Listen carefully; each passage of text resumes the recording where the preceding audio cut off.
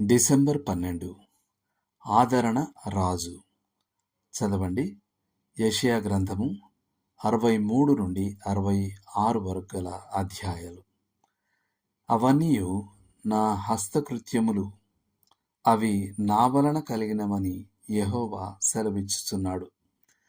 ఎవడు దీనుడై నలిగిన హృదయం గలవాడై నా మాట విని వణుకుచుండునో వానినే నేను దృష్టించుచున్నాను. యెషయా 66:2. తన గ్రంథమంతటా యెషయా మనకు ప్రత్యామ్నాయాలను అందిస్తాడు. ప్రభువును నమ్మి జీవించండి, లేదా ప్రభువుపై తిరుగుబాటు చేసి మరణించండి అని.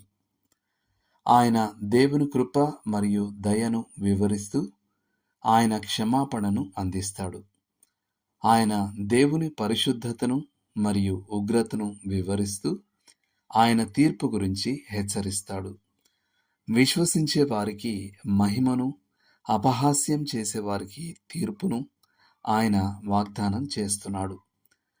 ఆ ప్రవక్త తమను తాము దేవుని ప్రజలుగా చెప్పుకునే వారిని ఆధ్యాత్మిక వాస్తవానికి తిరిగి రమ్మని పిలుస్తున్నాడు. ఆయన వేషధారణకు మరియు పనికిమాలిన ఆరాధనకు వ్యతిరేకంగా హెచ్చరిస్తున్నాడు. విశ్వాసం, విధేయత, దేవునిలో ఆనందించే హృదయం మరియు దేవుణ్ణి మహిమపరిచే జీవితం కోసం ఆయన విజ్ఞప్తి చేస్తున్నాడు. దుష్టులకు నెమ్మది లేదు అని నా దేవుడు సెలవిస్తున్నాడు. 57వ అధ్యాయం 21వ వచనం. ఎందుకంటే నెమ్మది పొందాలంటే మనకు నీతి అవసరం.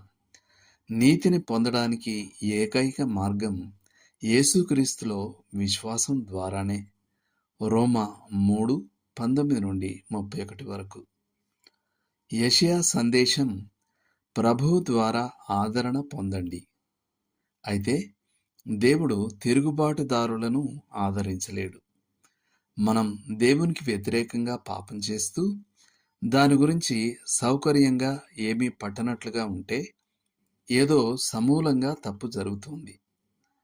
తప్పుడు ఆదరణ తప్పుడు విశ్వాసానికి దారితీస్తుంది. యెహోవా మీకు దొరుకు కాలమందు ఆయనను వెదకుడి. యెషయా 55:6.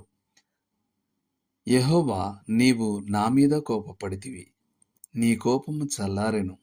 నిన్ను స్తుతించుచున్నాను, నీవు నన్ను ఆదరించి ఉన్నావు. యెషయా 12:1.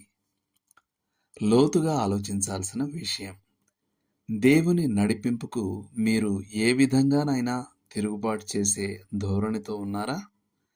ఆ తిరుగుబాటును నయం చేయడానికి ఏమి అవసరం? దేవుడు మిమ్మును దీవించునుగాక. ఆమెన్.